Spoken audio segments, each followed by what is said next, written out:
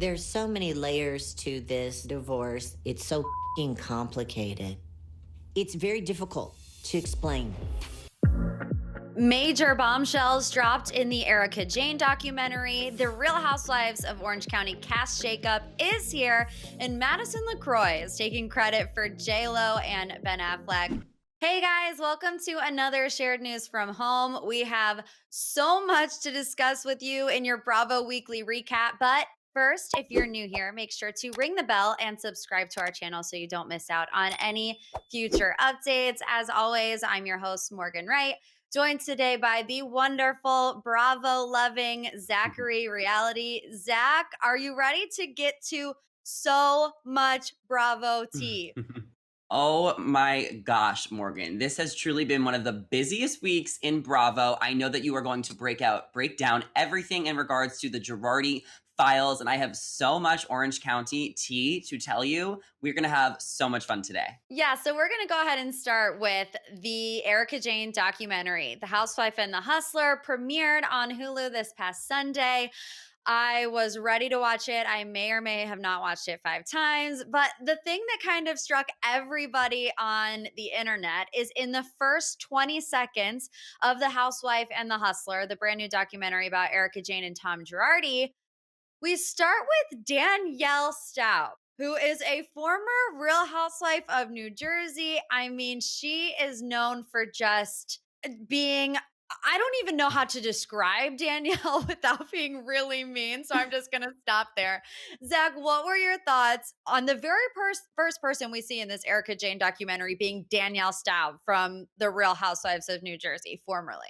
You know, I couldn't think of anyone more irrelevant to the situation than Danielle Staub. However, The Housewife and the Hustler is about a scandal. It's about this law scandal with this housewife, Erika Jayne, and who better to speak on a scandal than the queen of scandal, the queen of being engaged 19 times, Danielle Staub. Danielle makes fascinating television, whether you love her or you love to hate her. She's great TV. She's entertaining. She will say absolutely anything and throw anyone under the bus. You know, I don't like Danielle, but I was living for her on the screen. You know, and she did say in the documentary that her and Erika Jayne worked at the same dance club back in the day, Shakers. I believe it was in New York City or Hmm. maybe just outside of New York. Yeah. However, other than that, Danielle doesn't really know Erika all that well. So I was a bit surprised. And I mean, to see her first, I think we all were just so shocked. I have a theory that obviously production probably wanted a housewife to comment on the whole thing, which, let's be honest, no current housewife would be able to talk about Erika Jayne on a documentary. Of course, you know, they even asked Bravo for a statement and they didn't give them one. So nobody under contract would be able to do that right now. And let's be honest, Danielle is the only person who would agree to talk about Erika Jayne on a documentary. But we also saw Dana Wilkie, who you can remember was on The Real Housewives of Beverly Hills, flaunting her $25,000 sunglasses. Did you know 25,000? What did you think about seeing Dana, Zach? Well, I don't think Dana and Erica even know each other. Am I correct? They were not on the show at the same time. Dana was on way back in the day before Erica even joined the cast. So I think it was nice that we got to see someone from the Real Houses of Beverly Hills. I know Dana wasn't like a full-time cast member, but at least someone to come in and kind of give some perspective of what really goes down in Beverly Hills. So I appreciated that she was there. Definitely more relevant to the situation than Danielle and a different perspective. Yeah, fun fact. I actually learned about the whole Erica and Tom scandal from Dana on her Instagram. You know, weeks before it was actually announced that Tom and Erica was getting divorced, Dana was kind of posting these cryptic messages on Instagram saying, one of your favorite Real Housewives of Beverly Hills couples headed for divorce. Mhm. You heard it here first. So she was not lying as far as that is concerned. But besides seeing those two on the documentary, I think for me, the most heart wrenching thing was actually hearing from some of Tom Girardi's victims themselves. And we do see a lot. We see Tom getting deposed. We see that Erika Jayne was subpoenaed 2 times. So basically, long story, very, very short, what Tom Girardi would do is he would settle with these lawsuits, right? And he would win a lump sum of money for his clients. It would then go to a trust fund. And from there, it should have gone to the client, where instead it just disappeared. Where do you think that money went, Zachary? I mean, he even says in the video where he is being deposed that he had 80 million, then he says 50 million in cash, and now it's all gone. Where in the world are you going to put $80 million in cash? You're going to put it in Erika Jayne's wardrobe. Fees. You know, Erika has mentioned many times over the years she spends a lot of money on glam. If you watch Beverly Hills Housewives, you see that Erika has an entire staff that she travels with to Italy, to Paris, wherever Erika is going. She travels with a whole staff of people to make her look good. She recently revealed on the Wendy Williams show a couple years ago that she spends about $40,000 a month just on glam, and then all her other expenses. So I think all the money was going to Erika, and this kind of makes perfect sense because Erika and Tom's relationship has never made sense. It's about a 35-year age gap. You can almost call Tom a sugar daddy. He has to keep he has to keep Erika happy, and this is why she was attracted to him to begin with, because he had all of this money. And this just goes to show that these relationships don't work when there isn't genuine love. You know, Tom felt this pressure to make this money to keep Erika happy because she was so much younger than him. And in return to doing that, he was, screwing over all of these people that he was working with, that he was supposed to do right by, so that he can get this extra money to keep his wife happy, because that is what he thought all she wanted was the money. And it's kind of obvious too. Erika has always bragged about how much money she has over the years on Beverly Hills. Yeah, I mean, Erika has always wanted to be a star, right? She moved to New York. She then moved to LA. There's a lot of controversy online because she did leave behind her son, when he was 5 years old, to pursue her dreams. So it is very interesting. Where does $80 million go? That's kind of where the door then opens up into Erika Jayne. So something I found also very interesting is that we're watching this back, starting to, on the Real Housewives of Beverly Hills. And they start filming in October, right? But in the documentary, we see that Tom and Erika, Tom was deposed and Erika was subpoenaed in September. So Erika's on the Real Housewives of Beverly Hills saying, I knew nothing about these lawsuits. Then she files for divorce on November 3rd. But really, if Tom was deposed and Erika was subpoenaed, she had to have known something was going on in September. So why is she blatantly lying to everybody on the show? It's not that hard to figure out. And it's also interesting because a day after the documentary came out, Erika's lawyers withdrew from representing her. The lawyers say, quote, their essential relationship of trust and confidence has broken down.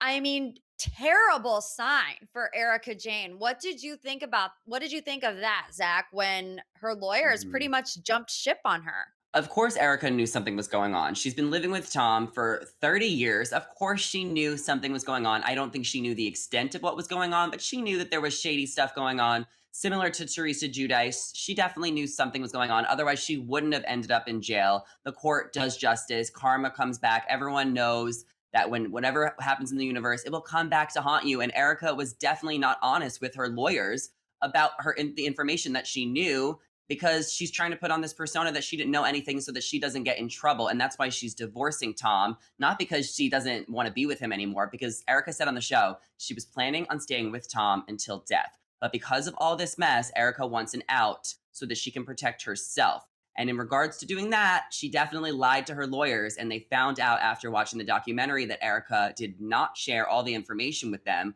I feel like when you have a lawyer, and I've never been in a court case, but I feel like you're supposed to tell the lawyer everything so that they know how to defend you, because the lawyers will lie for you, but you have to be able to trust them so that they know how to lie for you. And Erika didn't do that. So now she is literally screwed because her lawyers just dropped her. I don't know where it's going to go from here. Yeah. And I mean, especially when they say that the essential relationship of trust and confidence has broken down. I mean, clearly, like you said, Zach, that means there's been a lot of lying going on. And something else in the documentary they mention is that Tom Girardi himself transferred $20 million into Erika's personal entertainment company, EJ Global. And, we've seen people online say, oh, well, they were living two separate lives. They didn't really love each other. Do you think any husband would deposit $20 million into his wife's bank account if they were living completely separate lives? I think that they were living separate lives. I wouldn't say completely separate lives. I also do believe that they loved each other, maybe not in a romantic way, but I think that they definitely loved each other in some capacity. Otherwise, you wouldn't be with someone for that many years. That's not how it works. They definitely were in love, but as I mentioned earlier, Tom felt that he had to still, fund Erika to keep her happy because he was only getting older, and that's just not enough.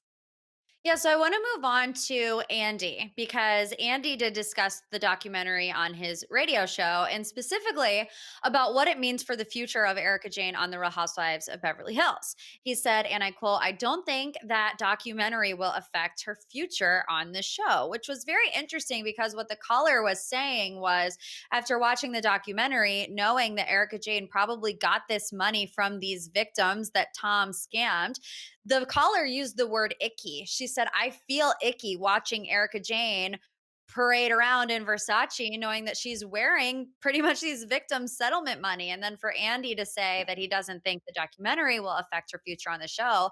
What was your take on Andy's comments? It's kind of weird because so many people from Bravo have gotten fired in the past couple of years for being controversial, for being not good people, and for doing like illegal things like going to jail and stealing things and whatever. So it's like, where does the line draw, or saying racist things? Like, where does the line draw if you're going to let someone like Erika Jayne, who knew more than she's leading on about these poor victims that never got their settlement money, and she's wearing the expensive clothes, as you just mentioned. It's like, where does the line draw? So I was kind of surprised that Andy said that so publicly and openly. But I also think that Erika Jayne brings so much to the Housewives, and we love following her storyline, no matter how scandalous it is. This is what makes amazing reality television. So I would like to see Erika continue on the show for many years so that we can see all of this play out and really see her lifestyle change from this mansion in Pasadena to her townhouse in, Larchmont. I will say if she's not involved. If we find out that she was involved in all of this, I don't want to see her on my TV screen. It's like, no, Hmm. thank you. But, Andy has said in the past in regards to other firings, specifically the ones I'm thinking about are the Vanderpump Rules firings, that he would rather see people go through seasons of change and controversies on the show rather than just fire them. And I think that's also what happened with Teresa. So maybe he's just Hmm. kind of sticking to that realm as far Yeah. as Erika is concerned. But he did add the Tom Girardi stories continue to be deeply disturbing, and we have to see how this plays out. So he's on board with us as far as it playing out. But speaking of firings, Zachary, major firings in the Real Housewives of Orange County. Why don't you dive into this because it has been a wild week in Orange County? It's been a very wild week in Orange County. The show that we kind of forgot about because they did take a lot of time off of filming because the last season, season 15, was just not the most popular. But there is major Real Houses of Orange County news. There has been a shakeup in the franchise after many fans complained the show wasn't what it used to be. The biggest news is that Heather Dubrow is rejoining the cast, and Braunwyn Windham-Burke, Kelly Dodd, and Elizabeth Vargas have been let go. So Heather was on the show from season 7 to 11. She is very opinionated, very out there, very rich. Her house is absolutely enormous. Go to her YouTube channel to check it out. And her husband Terry is on Botched, and they have 4 kids together. So Orange County is the longest running Housewives franchise, and they will be heading into their 16th season of RHOC and are set to start filming in just a few weeks. So before we even get into the firings, Morgan, what do you think of Heather returning? Do you think that Orange County needed this shakeup? Yes, and yes, I am so here for Heather Dubrow coming back to the Real Housewives of Orange County. I think it's the perfect way to get their audience back, right? I mean, we all know that the Real Housewives of Orange County has been kind of on a downward trajectory for the past couple of seasons. And when all of these rumors were circulating, one of the things that really stuck out to me was that they wanted to get their core audience back. And what better way to do that than to bring back Heather? She was a fan favorite. And it's a bit of like poetic justice that Kelly Dodd is leaving and Heather is coming back. I'm just totally here for it. I'm also so excited about Heather returning. I think she makes fabulous television. She is rich, which is something the Orange County housewives have been lacking. We watch Housewives for the luxury, or at least some of us do. So I think Heather brings a lot to the show. So I'm super excited that she is back. But let's talk a little bit more about the firings, because this is really shocking news. Kelly and Braunwyn specifically are not happy about being let go. Braunwyn is reportedly devastated about her firing. She explained that fame is a drug and she knows she was addicted to being on the show. Andy revealed on Radio Andy that he believes letting Braunwyn go was the best decision for her. She is going through real life stuff, which does not need to be documented on reality TV. For you guys who don't remember, Braunwyn was on the show the last 2 seasons, and in the last season, she got sober after admitting she was an alcoholic, and she separated from her husband after 20 years as she came out as gay with a girlfriend. They also have 7 kids together, and Braunwyn and her husband, Sean, are currently living together in an open marriage, and she had a girlfriend for a while, so it's a whole lot of mess. It honestly sounds like a great reality show to me. So what do you think about Braunwyn leaving and Bravo and Andy's decision to let her go? Yeah, I mean, I think on paper, it does sound like riveting television. But I Yeah. think where it starts to get a little dicey is the way that we saw Bronwyn treat her husband and her kids. I mean, specifically, and Bronwyn admitted on the show to hitting her husband, which is Mm. never okay. And if it was a husband to do that to a wife, we would have canceled them immediately. Also, this scene I remember is when Bronwyn and her husband and their daughter were in the basement. They were having some sort of conversation and it escalated and things just got really intense, right? Do you remember the scene that I'm talking about? I cannot remember the Mhm. specifics, but the daughter left very upset. It just was not a Yeah. good family moment. And I think those things were starting to kind of be red flags to Bravo and Andy specifically. I mean, I do agree with him that I don't think reality TV for her is the best place to go through all these major life changes. I mean, being in an open marriage, being sober, she does have a bit of an addictive personality. So it's like she could, as a coping mechanism, swap alcohol for fame, and it's like that's Mhm. not a good way to deal with addiction either. So I think for now, letting Bronwyn kind of handle these situations on her own is a good reason to do that. But I was surprised because, like you said, on paper it would make for good TV. Yeah, you put a nail on the coffin. On paper, she is the perfect reality star. There is so much going on in Bronwyn's life that was so juicy. So I'm actually a little sad that we're not going to get to see this play out, especially because she was the first openly gay housewife. We've never had a gay housewife before, so I was super excited about that. But anyone who watches the show or watched last season, you guys know that Bronwyn is very unstable and she is just lacking a lot of things that just makes her a little, I don't want to say dangerous, but it's just not the best situation to have her Hmm. on reality TV. She's too open and too honest. Like it was just too much, and it was very uncomfortable to watch. And a lot of the ladies all turned on her last season because of everything that I just said. So let's dive in to Kelly, someone else who is extremely controversial from RHOC. Kelly has been on the show since season 11. She came in very loud with a huge personality and was originally introduced as friends with the OG of the OC, Vicky Gunvalson. However, after a couple seasons on the show, Kelly became enemies with Vicky as well as many other cast members on the show. She became very controversial, not only on the show, but off the show too. She has said extremely ignorant things over the years, insulting the LGBTQ community, not taking COVID seriously, and even insulting BLM by wearing a hat on Instagram that said Drunk Wives Matter, mocking Black Lives Matter in the middle of BLM, in the middle of a pandemic. Kelly is very pissed off that she was fired from the show. She has even shared text messages between her and Braunwyn to her Instagram. Braunwyn wanted to check on Kelly after the news, and Kelly responded, "This was your fault. We'd still be on the show if you didn't make things so dark and ugly and brought all your political woke BS. Your lies about me, calling me a racist, a homophobe were horribly destructive, and your phony storylines did not help either." I mean, this is just classic Kelly Dodd. Anyone who watches the show knows this is Kelly Dodd. This is what we've always got from Kelly Dodd. What were your reactions to her getting fired and this text exchange between her and Braunwyn? Yeah, I think Kelly's time was up. You know, by the end of the last season, I feel like everybody was kind of on the same page. Where on one hand, yeah, she does bring semi good television, but like it's a balance, right? And it just was not being balanced. There was way more bad that was outweighing the good things that Kelly was bringing to the show. I hate that Kelly blames being fired on anybody but herself. And I feel like that is the perfect example of why Kelly got fired to begin with.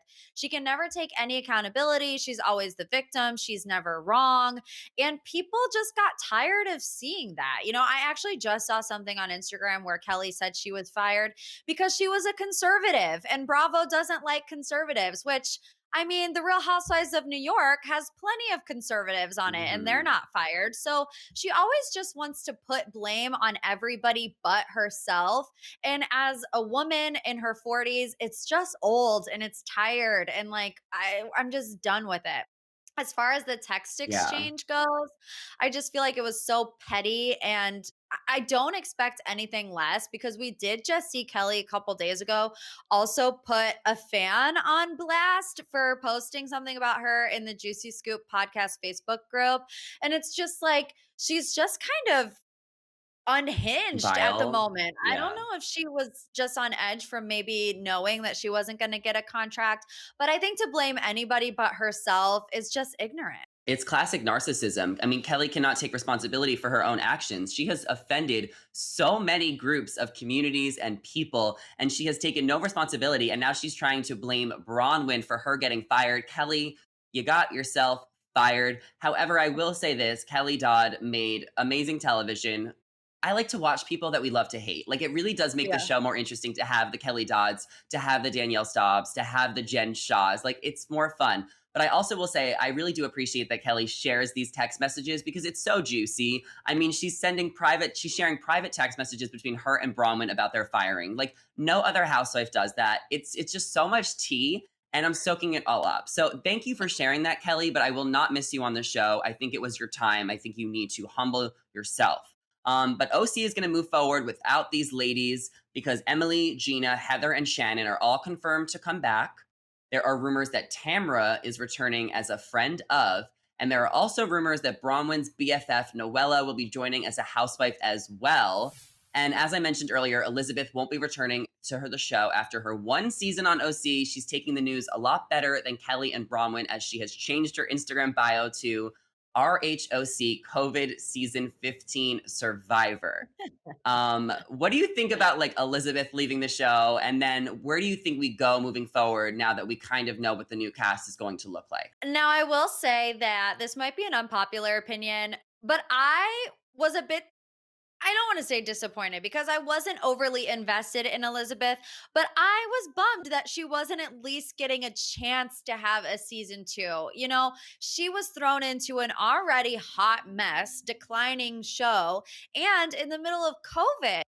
But at the end of the day, she did have a really compelling story, and we were starting to hear more of it towards the end of the season about, you know, the way that she was raised, her divorce, her relationship with Jimmy, which we were all so confused about.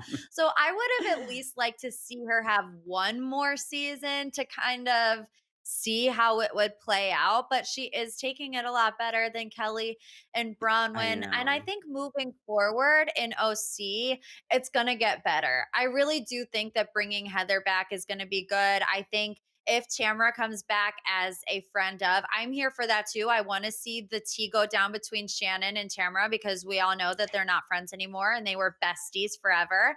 I want to see Heather Dubrow go to Gina's house and just judge the crap out of how small it is because you know that's what she's going to do.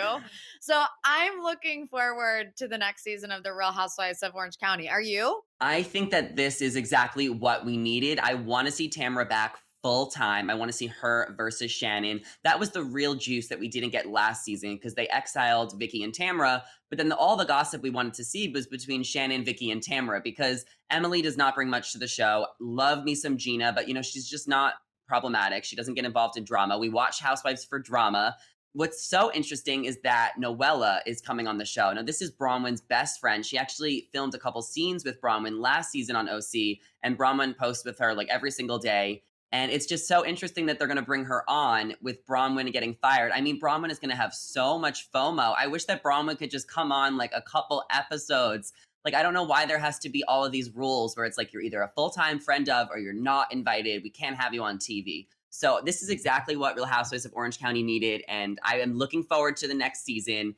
And I can't wait to hear more about what you have to share about Madison LeCroy, because you mentioned it earlier. And I need to know what the tea is. Yeah, so speaking of things that aren't necessarily on TV right now, but we're still getting all the behind the scenes drama, we got to talk about Southern Charm and Madison LeCroy jokingly taking credit for Bennifer. Okay, so when asked about J-Lo and Ben Affleck's reunion, Madison says, I say you're welcome. Now, in case you forgot, which how could you forget? Madison LeCroy was at the center of the A-Rod, Madison, J-Lo love triangle that people kind of think is the reason why J-Lo and A-Rod split. So when asked about Bennifer 2.0 for Madison to say, first and foremost, I say you're welcome. I know it's a joke, but come on. What did you think about her joking that she's the reason Bennifer got back together?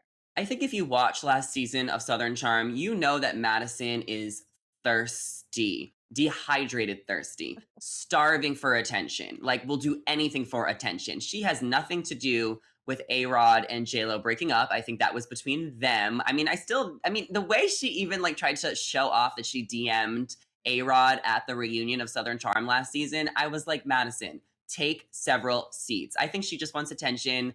And maybe she's just trying to make a light joke. So, like, fine, you're funny for like a second, but she is ridiculous and I cannot with her. And I also know that you are obsessed with Craig. So, has he commented on this? I haven't seen anything from Craig. He hates Madison. He actually refers to her on their podcast, Pillows and Beer, as Scorpion. Like, he won't call her Madison. He calls her Scorpion. Yeah. So I think it's safe to say that they don't like each other. But continuing with Madison's quote, she said, I mean, I will be honest with you.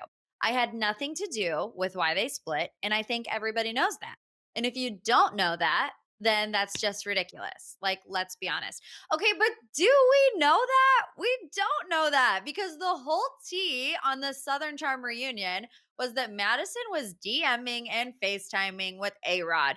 2 months later, A-Rod and J-Lo end their engagement. You know, they do get back together for a hot second, but when push comes to shove, it was over. And before this moment in time, nobody saw signs that J-Lo and A-Rod were going to split up until the Madison LeCroy scandal happened. So do you think that she is for real? Do you think that she really had nothing at all, 0.0% to do with them splitting up? I mean, first of all, I love that Madison is bringing J-Lo and A-Rod into our Bravo recap. We're talking about A-list celebrities here on a Bravo recap show. So only Madison would somehow be able to make that possible. I mean, she's saying that she's taking credit for Bennifer, and then she's saying she had nothing to do with A-Rod and J-Lo splitting. That doesn't line up. You're either going to take credit for both of those things or neither of those things. Now you just look like you're contradicting yourself.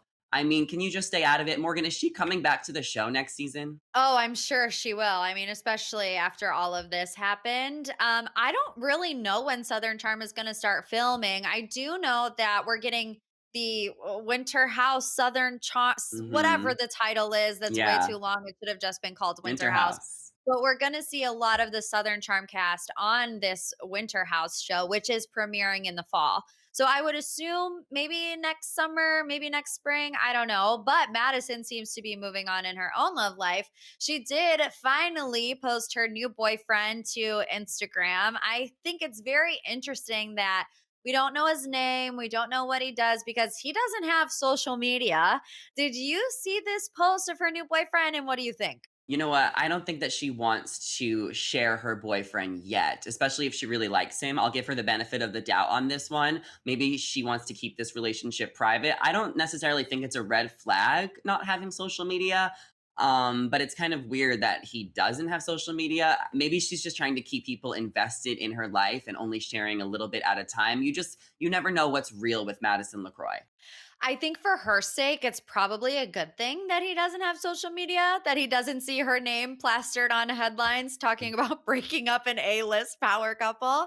But I don't know if you Hmm. noticed this, Zach. In the photo of them, Madison is wearing a ring on that finger. Now, it doesn't look like an engagement ring, but do you think that this kind of was for clickbait, or do you think maybe there's a possibility that Madison's like engaged? I think it'd be weird if she got engaged so quickly, but we've seen that before on Bravo just recently with Portia and Simon. So I think the possibilities are endless. But I don't think that she's engaged. I think that would be too quick. And I don't think Madison is ready to get engaged, but you really never know until it all comes out on the show.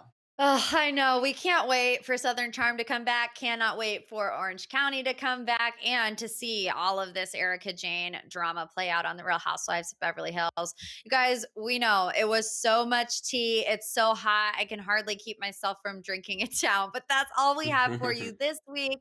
Let us know in the comments what you think. Did you watch The Housewife and the Hustler? What did you think of it? Are you ready to see Heather Dubrow come back to the Real Housewives of Orange County? And what do you think about Kelly Dodd being fired? Let us know your thoughts in the comments. And of course, like I said before, if you are new here, make sure you subscribe to our channel and ring the bell so you don't miss out on any future videos. And also come say hi to us on our social media pages.